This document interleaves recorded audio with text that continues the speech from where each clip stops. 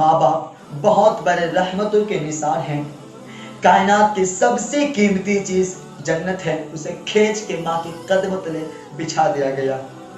رضا اللہ فی رضا الوالد و سخط اللہ فی سخط الوالد، جس سے باپ راضی ہے اس سے عرش کا رحمان بھی راضی ہے۔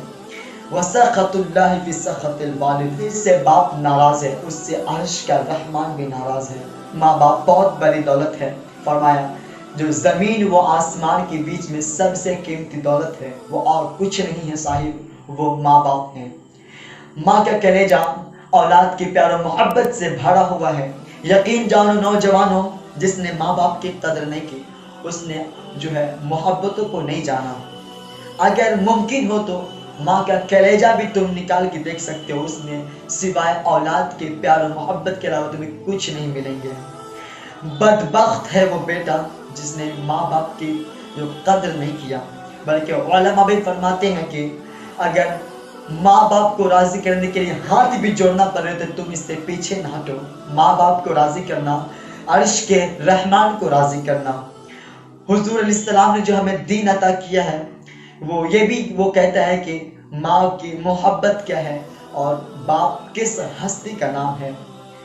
کہانی سادہ سی ہے لیکن ہمارے معاشرے کی دکھتی ہوئی رگ ہے۔ کسی شخص نے جو ہے اپنے ایک لہجے میں ایک کیا خوبصورت بات کسی نے کہی تھی کہ کوئی نوجوان تھا جو اپنے ماں کو یتیم خانے میں چھوڑ آیا۔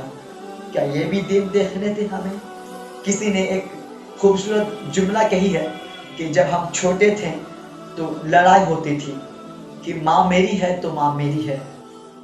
وہ لڑتے تھے آپس میں کہ ماں میری ہے تو ماں میری ہے، اور پھر کہتے کہ چلو ماں سے چل کر پوچھتے ہیں کہ آخر تو کس کی ہے۔ تو جب وہ ماں کے پاس جاتے تو ماں ہنس کر کے باتوں کو ٹال دیتی۔ وہ جانتی تھی کہ ایک وقت ایسا آئے گا، وہ جانتی تھی۔ جو ایک دور تھا کہ لڑائی ہوتی تھی کہ ماں میری ہے تو ماں میری ہے، اور ایک وقت ایسا آ گیا کہ اب لڑائی ہوتی ہے کہ ماں تیری ہے تو ماں تیری ہے۔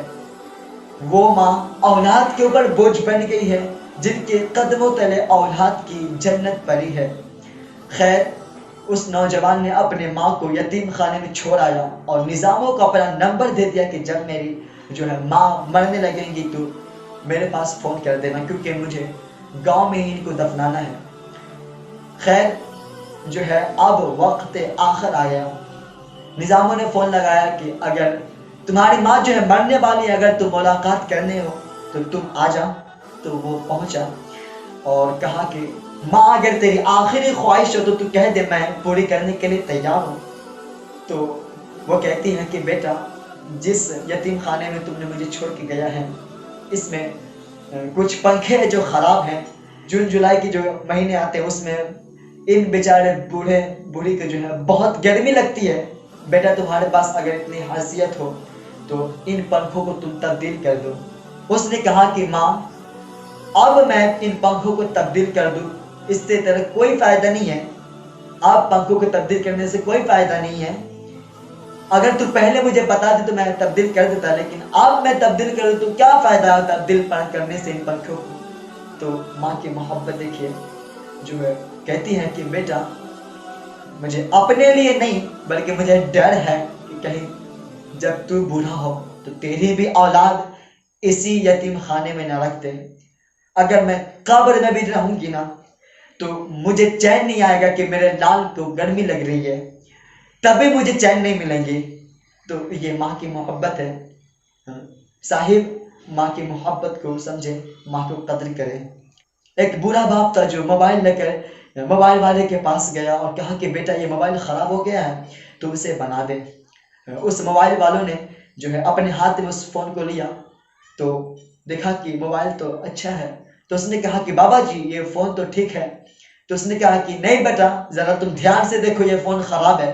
اس نے پھر اپنے ہاتھ میں لیا اور کہا کہ بابا جی یہ فون تو بالکل صحیح ہے۔ جب دوسری بار اس بابا جی کے ہاتھ میں اس نے فون دیا تو بابا جی کے آنکھوں سے موٹے موٹے آنسو گرنے لگے۔ بابا جی کو ہچکیاں آنے شروع ہو گئی۔ جو ہے انہوں نے کہا کہ بیٹا جب یہ فون ٹھیک ہے تو اس فون پر میرے بیٹے کی کال کیوں نہیں آتی؟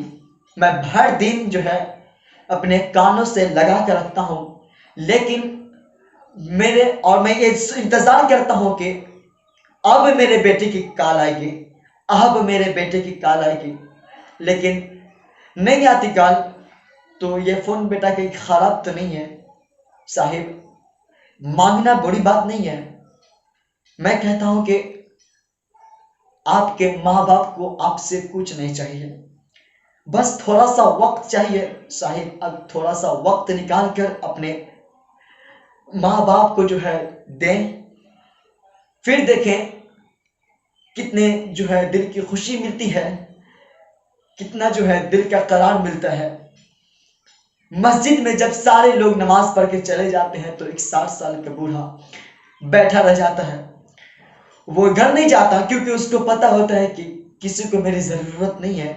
وہ مسجد کے امام صاحب کے پاس وقت کو گزار دیتے ہیں، لیکن وہ گھر نہیں جاتے، کیونکہ ان کو پتا ہے کہ کسی کو میری ضرورت نہیں ہے۔ صاحب، یہ والدین کی قدر کریں۔ آپ ان سے پوچھیں جن کے پاس والدین نہیں ہیں۔